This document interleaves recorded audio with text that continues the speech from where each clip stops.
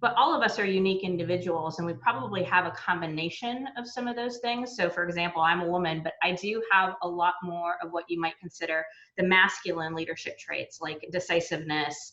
You know, I love strategic planning. I'm not really afraid of difficult conversations or confrontation. So some of those more stereotypical masculine leadership traits I have, but then I've worked with a lot of men who possess, but maybe aren't emphasizing some of those more feminine leadership traits like collaboration, listening, empathy. Empathy, yes. Thank you. That's a really good one. And so my goal is to start with the leaders, because they're typically the keepers of the culture, right?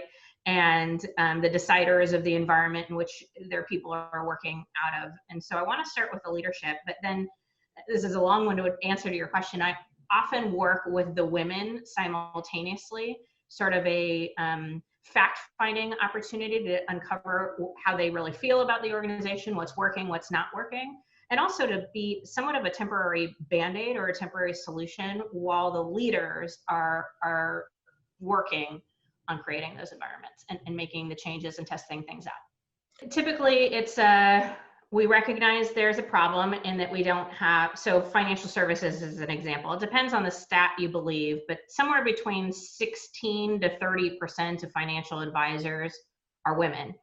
And so, you know, that is an average, but if you look at a certain company, you know, let's say a company only has 10% of their field force being women, they might recognize not only is there a problem, but there's a huge opportunity if you look at women as a market.